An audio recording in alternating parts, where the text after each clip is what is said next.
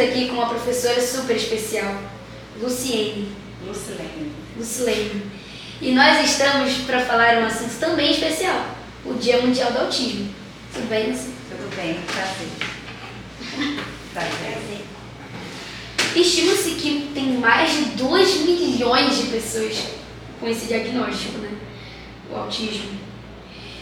E antes de tudo, eu queria te parabenizar por seu papel importante na escola e que você é uma pessoa importante pra gente mesmo. Obrigada. E a gente montou umas perguntinhas pra você. Eu começo. Pra começar, o que é autismo? Bem, antes de responder a primeira pergunta, eu queria agradecer o convite. Eu gostaria de me apresentar para todos. Eu sou a psicopedagoga da escola, também sou psicopedagoga da escola. E para mim é uma honra estar aqui presente, justamente falando dessa causa. E nesse mês de abril, que é o mês ao qual a gente está fazendo essa alusão, inclusive nós tivemos aqui na Escola SESI, no dia 2 de abril, essa conscientização do autismo. Eu creio que os alunos, os docentes, os professores estão trabalhando essa causa com muito carinho e com muito amor. Então, respondendo a pergunta sobre o autismo ele é uma condição neurológica que ela vai afetar a comunicação, a interação social, o comportamento. E dentro dessas especificidades, cada aluno que desenvolve, cada um vai se comportar de uma forma diferente. Dentro da escola, nós temos muitos alunos neurodivergentes que a gente trabalha nesse contexto da comunicação, interação social e comportamental. Eu queria falar um pouquinho da coisa que você falou, que o Dia do Autismo, Dia Mundial do Autismo, a conscientização, não é só dia 2, é o ano todo, são todos os dias. E eu achei interessante como você falou. É verdade. E é importante a sua fala. Como é seu nome? Pedro. Pedro, e o seu? Maria. Pedro e Maria, que de fato você falou e pontuou exatamente o que a gente gosta de exemplificar dentro do contexto da inclusão. Muito se fala, dia 2 é a consciência, mas a consciência não é só dia 2, é o ano todo. Entendemos e trazemos essa pauta porque entende-se que é um mês ao qual ele é mais expressivo no sentido do contato, da fala, da exaltação do que vem a ser esse público que a gente hoje atende dentro do NEI, no Núcleo Educação Especial Inclusiva, dentro do SESI. Mas é importante salientar também que essa inclusão ela tem que ser para a vida, não somente num dia. Nós vamos alternando as perguntas. Alice. Sobre terapias, quais são os tipos de terapia que você trabalha com as crianças? Nós trabalhamos no NEI as terapias tanto comportamental, trabalhamos com as terapias de desenvolvimento socioemocional, também juntamente com o NAS, que faz esse trabalho junto conosco. Também trazemos essas terapias sensoriais, que tem muitas crianças atípicas que não têm essa especificidade do contato, então nós também trazemos essa abordagem. Então são N abordagens de acordo com o laudo. Não tem como exemplificar aqui, diversificar várias terapias que nós fazemos, porque o Núcleo de Educação Especial Inclusiva do SESI, ele trabalha com a questão preventiva. Nós trabalhamos habilidades e competências que esses alunos eles não têm dentro de sala de aula. Vou dar um exemplo para vocês. Nós temos o João, que ele não sabe cortar papel. Então, o que ele vai fazer no Núcleo de Educação Inclusiva daqui do SESI? Ele vai lá e aprender essa habilidade que ele não tem dentro da sala de aula, que ele não vai ter tempo de aprender também. Então, ele vai lá no núcleo e nós vamos trabalhar essas habilidades e competências para que ele possa desenvolver essa habilidade que ele falta a ele. Como é o seu dia a dia com as crianças atípicas? Você pegou, esse dia a dia é muito complicado, Então, assim, ele é muito agitado também. Bom, aqui no SESI, não sei se vem essa pergunta após, mas nós temos bastante alunos neurodivergentes, bastante mesmo. Então, assim, cada caso é um caso. Por isso que nós falamos que cada pessoa, ela é única, Ela tem... E eu tenho uma frase que eu gosto muito de falar, que é assim, se eles não aprendem da forma qual nós ensinamos, nós temos que ensiná-los da forma qual ele aprende. Então, como é que eu vou fazer para ensinar essas crianças, esses nossos alunos que precisam desse acompanhamento, desse dessa proximidade.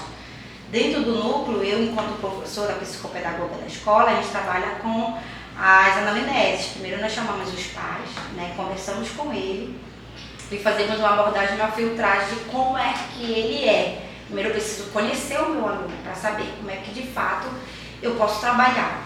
Hoje sabemos que antigamente era só escola, né, e família, para nós trabalharmos juntos. Hoje não mais. Com essas crianças, com esse público agora novo, nós trabalhamos escola, família e agora a clínica. Então nós também trazemos esses profissionais para dentro para nos ajudar e orientar nessas abordagens. Então um trabalho dele é muito amplo, ele vai além das 4 paredes da instituição. Existe algum curso para professores que trabalham com as crianças atípicas? Sim, são vários cursos de inclusão. Inclusive o SESI ele nos direciona, né, através do Unindústria, vários cursos da inclusão que os profissionais, professores, os docentes, todos os profissionais que trabalham com essas crianças em geral, porque eu tenho falado que a inclusão ela vai desde o porteiro até lá na hora da cantina de servir a escola. Todos esses passam a trabalhar em conjunto em prol dessa criança. Então, esse curso, todo mundo deveria ter esse conhecimento de como lidar com essa criança. Às vezes nós temos alunos que entram em crise, às vezes no horário do lanche. E aí eu não estou lá próximo para fazer essa intervenção. Quem é que pode estar? O Pedro. Então o Pedro pode ir lá fazer essa intervenção com o conhecimento que ele tem. Mas como é que eu vou trabalhar essa intervenção? Eu preciso conhecer o aluno e ter um conhecimento, né, bem prévio do que vem a ser essa inclusão e como trabalhar com eles dentro da educação escolar. Como você falou, cada criança tem o seu jeitinho, né? Qual foi o seu momento mais marcante com as crianças atípicas e o mais triste? Fale um pouco pra gente. Marcantes, todas as nossas crianças elas nos marcam devido, sim, à afetividade. Durante essa minha caminhada, já trabalho com crianças atípicas há 6 anos, né, trabalho em clínica também, então cada uma é única. Então, quando a gente trabalha, eu sempre trabalhei com o público infantil, né, com o médio também, né, maiores de adolescentes, de adultos também. Só que o meu grande público foi infantil. Então, quando se fala em criança, você sabe que a criança tem aquela afetividade, do carinho, do afeto, então a gente acaba se apegando. Então, uma das minhas, assim, memórias marcantes que eu tenho dessas crianças é porque você acaba, crianças com síndrome de Down, que tem a questão do afeto, né, umas que, de acordo com as suas especificidades, elas são mais carinhosas, outras são mais agressivas devido à sua comorbidade, às vezes é o TOD. Então, ambas não têm diferença. Eu tenho falado tanto no meu profissionalismo, eu passo para aqueles os professores com os quais eu faço atendimento, que a gente não tem que diferenciar. Não é o laudo que vai definir essa criança. A gente tem que olhar sempre entendendo que elas são capazes, que elas podem, e nunca colocar um rótulo nelas. Como você se sente trabalhando nessa área? Bom, eu já sou professora há mais de 21 anos. Né? Sou professora de língua inglesa, sou professora de português e sou formada, tenho graduação em Educação Especial Inclusiva, eu sou graduada em Psicopedagogia, tenho especialização também e neuro também. Então, confesso a vocês, meninos, que hoje eu digo assim que é a minha paixão. Né? Eu saí de sala de aula justamente para atender esse público porque eu sei da necessidade de como eles precisam de suporte. O suporte está definido dentro do laudo, por isso que vem o suporte 1, 2 e 3. E a cada suporte necessário você tem uma demanda diferente. Então hoje eu me sinto realizada em trabalhar nesse ramo, inclusive porque é como se você estivesse entendendo que você faz parte daquele meio e que você se faz necessário e importante para aquelas crianças. Então hoje é algo que eu almejei, é algo que hoje eu estou traçando e que não me vejo mais fazendo outra coisa se não for trabalhando com essas crianças, com especificidades. Na escola SESI, vocês já fizeram uma espécie de diagnóstico para saber quantas crianças tem aqui? Sim, várias. Nós já estamos filtrando, não está fechado ainda porque cada dia entra alunos novos. Nós sabemos que a escola SESI ela é uma escola de referência, por isso que ela é escola de referência, porque a gente não fecha as portas para essas crianças. A inclusão ela começa desde aí. é importante a gente ter o entendimento de que elas precisam estar no local, na sala de aula. Então o SESI ele abre essa porta. Então todo dia é aluno chegando com especificidade. Claro que a gente faz uma avaliação, a gente faz uma anamnese com os pais, mas hoje nós temos laudados, já com base aos nossos dados, nós temos no base de uns 170 alunos laudados na escola, do infantil ao médio. Eles são muitos alunos, né? Quais são as atividades que você pratica com as crianças? Atividades. Bom, dentro do núcleo, nós temos as professoras, né, que são as professoras específicas para trabalhar com as crianças. Eu faço as intervenções, porém, quem trabalha diretamente com as crianças, trabalhando as habilidades, competências que elas precisam, são as professoras do núcleo, né? Então, elas trabalham a questão da coordenação motora fina e grossa, sensibilidade, né? Psicomotricidade também, às vezes tem alunos que não têm a coordenação motora, então o alinhavo, né, também, que é a questão de cobrir, tudo isso é feito, mas de acordo com a dificuldade de cada criança. Qual a diferença de psicopedagoga escolar para psicopedagoga de clínica? A gente confunde, às vezes essa confusão parte até dos pais. Por exemplo, eu estou fazendo atendimento na clínica, só para não ser muito específico nessa explicação.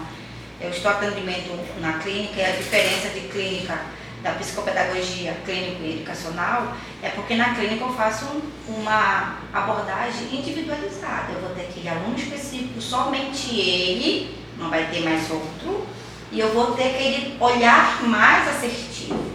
Quando eu trago esse atendimento para a instituição, não. A instituição eu trabalho a psicopedagogia, mas de forma preventiva. Como é que é isso, Lúcia? Eu vou na minha sala, converso com o professor, e o professor ele vai me orientar. Professor, olha, Lúcia, tem esse aluno que não está conseguindo escrever. Ele não escreve, ele não lê, ele não consegue cortar o papel. Então, ela já está me dizendo algo e com o meu olhar de observação, observei que aquele aluno ele não consegue ter a coordenação motora. Tem alguma coisa comportamental, ele não para quieto na mesa, ele não consegue ter tempo de mesa, então ele não consegue parar quieto. Então, não é normal, né? A gente sabe que é o certo a gente sentar, prestar atenção. E quando isso foge da normalidade, a gente observa. Não, vamos observar mais um pouquinho. E aí, com um trabalho com um olhar mais preventivo, a gente vai chamar os pais para conversar e os pais já vão direto, né, para um profissional específico, um neuropediatra, fazer uma observação mais plausível para ver se essa criança não tem algum tipo de comorbidade, especificidade. Aí daí vem um diagnóstico, olha, a criança tem TDAH, porque ela é hiperativa, não para quieto na mesa.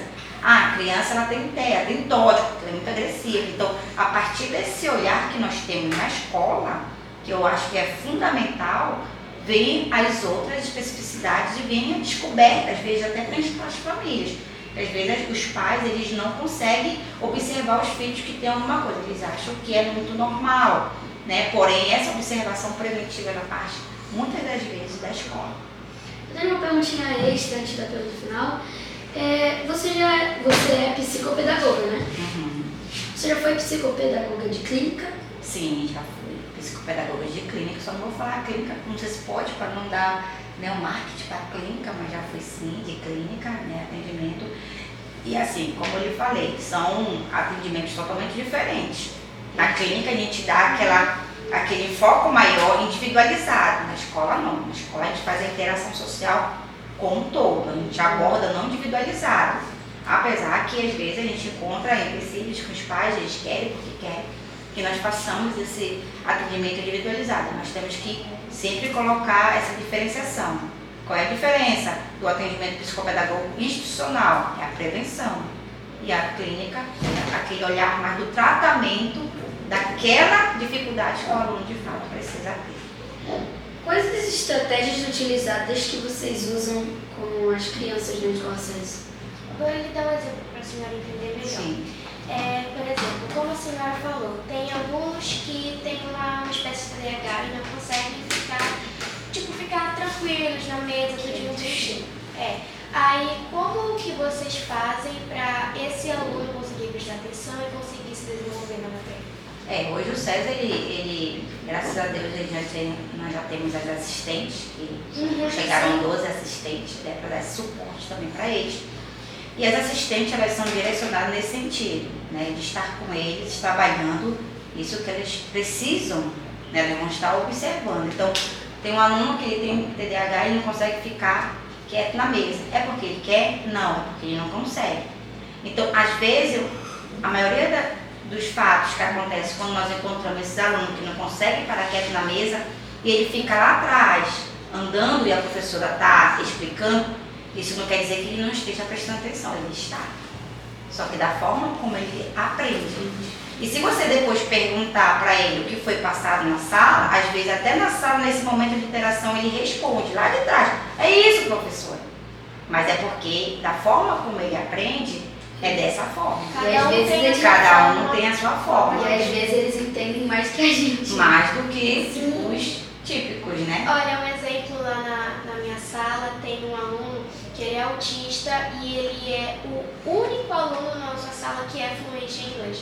Ele consegue se comunicar com a professora, assim, de forma, parece que ele demorou anos para estudar, mas não, por causa que realmente alguns autistas, eles têm essa altas habilidade, habilidades. mais fácil. Sim. E para você ver, eu tenho conversado muito com os pais dentro do atendimento. Às vezes os pais me perguntam, poxa, mas meu filho é autista. Mas ele já sabe inglês, tem as habilidades, sabe desenhar super bem. Uma pessoa assim, sabe? Meu filho com 3 anos, tem criança com 3 anos que já sabe ler, já sabe escrever. Então, assim, são bênçãos, a gente não pode falar que são empecilhos, são bênçãos, essas crianças são bênçãos na vida desses pais e nas nossas vidas também, porque nós aprendemos muito com eles. E não podemos limitar eles em hipótese alguma. Se tem aquele aluno, agora, claro que a gente não vai deixar ele intervir no comportamento do outro. Né? Se tem aquele aluno que ele levanta e fica na mesa, atrapalhando a aula, né? Brigando com o coleguinha aí, a auxiliar vai lá e ela vai conter ele para que ele possa ficar quieto. De outra forma, se ele não estiver interferindo no andamento do ensino-aprendizado de todos, aí flui perfeitamente. Você já jogou futebol? Já na minha infância, futebol. Agora a gente vai bater um. Chegou o momento mais esperado dos nossos telespectadores, o bate-bola. Maria Alice, comece as perguntas. Primeiro, uma curiosidade sua. Uma curiosidade? Como assim curiosidade? Tipo, alguma Uma coisa que você gosta. algum dom que você tem. Eu gosto de cantar. Gosto de cantar. Frio ou quente? Frio. Eu gosto de 2 edredons, meninos. Eu Quanto também mais responderia frio, isso. melhor. Também responderia a mesma coisa. Doce ou salgado? Doce. Eu também. Praia ou rio? Praia ou rio? Eu prefiro o rio, é mais calmo. Suco ou refrigerante? Suco. Refrigerante. Vamos tirar, né, menino? Refrigerante não causa muito bem, inclusive, né? É bom não atrapalhando esse bate-bola de vocês rapidinho. Questão alimentar também, ela influencia às vezes, até mesmo no comportamento dessas crianças. Muito açúcar, né? Comer coisas que não são saudáveis, às vezes acaba influenciando. Açúcar é todas as crianças. Sim, em todas as crianças. Um sentimento. Um sentimento, acho que perdão. Eu trabalho muito isso na minha vida. Independente de qualquer coisa, sempre perdoar. Né? Não trazer para o coração, mágoas, porque né? às vezes isso acaba adoecendo a gente, né? Agora, o que te define? Assim, uma coisa que Você. se destaca em você, algo que te define. Eu tenho reparado muito em mim no sentido, e essa profissão me trouxe muito à tona isso, a questão que me define, a afetividade. Eu sou uma pessoa que eu gosto de ser muito afetiva com as outras pessoas. Às vezes até me firo muito, acabo me ferindo porque a gente não vê o retorno, a reciprocidade das outras pessoas, então a gente acaba, né? Mas eu gosto de ser uma pessoa muito afetiva com todos. O que te inspira? Que você trabalha por essa pessoa ou alguma coisa? Hoje a minha inspiração, hoje é o meu foco, de ter chegado até aqui, de ter galgado todos os ambientes ao qual já passei, hoje é minha família. Né? A gente tem que ter um objetivo. Qual é o objetivo de eu sair de casa todos os dias para vir trabalhar? aqui no SESI. Meu objetivo é sempre o melhor para alguém. Então, esse alguém é a minha família. Se ela está bem, está tudo bem. Por último, qual a sua meta para esse ano? Minha meta para esse ano, inclusive eu tenho o costume de colocar sempre no início do ano, a gente tem, né, de escrever na agenda, no caderninho, olha, eu vou fazer isso, a gente acaba não fazendo nada, aí eu vou emagrecer. Uma das metas que eu sempre coloquei, nunca cumpri, gente, é uma academia. Eu sempre falei, né, esse ano vai, esse ano vai, nunca vai. E aí a gente já está em abril, não foi ainda, mas a gente coloca, a gente vai conseguir. E a questão das metas é sempre dar o primeiro passo, né, mas uma das metas foi, gente, eu vou contar vou revelar para vocês aqui no podcast de vocês, isso já vai para mídia, né? Tenho um sonho, assim, de criança, de ter uma piscina em casa. Eu também. Vocês acreditam que já tem um buraco lá? O buraco já está lá, então a gente tem que dar o primeiro passo. O buraco já está lá, falta só a piscina. E aí, um dos meus objetivos esse ano é colocar essa piscina lá, fazer de alguma forma. Seja ela de fibra, de lajota, mas esse é o meu objetivo. Eu gostei muito que você falou na primeira pergunta que você gosta de cantar. Gosto. Toca canta um trechinho aí pra gente finalizar o nosso podcast. Agora, qual música você já gostaria? Qual é a Qualquer Qual é música. uma música que você goste? Ó, lembrei, me veio agora da Aline Barros, rapidinho, tipo assim, ó. Mestre, eu preciso de um milagre, transforma minha vida, o meu estado. Faz tempo que não vejo a luz do dia, estão tentando sepultar minha alegria. E aí vai, né? Eu também muito linda. Não sou cantora, mas eu sempre companheiro, gente. Companheiro, minha filha também tá nesse ritmo, então... Poxa, vai finalizando o nosso podcast. Eu gostei tanto de conversar com você. E eu gostei, olha, eu espero voltar mais vezes aqui. Com certeza. Gostei muito desse bate-papo.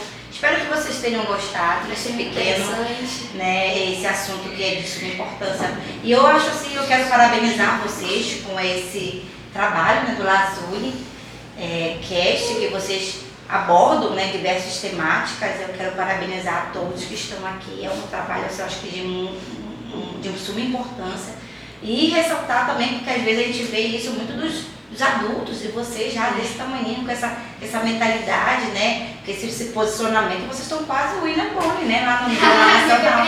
Eu me senti assim na Rede Globo agora aqui, né, com os espectadores aqui, assim, é maravilhoso. Então vai finalizando aqui o nosso podcast. Muito obrigada. Nós estamos muito gratos de ter tido a senhora aqui, viu?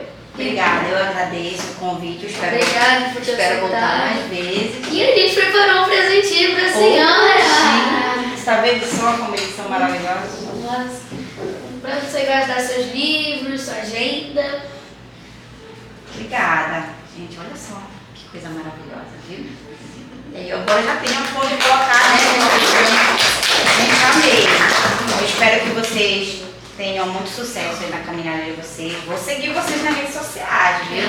E a partir de então é só sucesso, né? Quando vocês precisarem, certo? Se vocês precisarem, está à disposição, tá bom? Sigam a gente nas nossas redes sociais, no Instagram, TikTok E YouTube. e YouTube. E inclusive é no YouTube onde nós postamos esses podcasts. E também Spotify. Spotify. Podcast. Êêêê!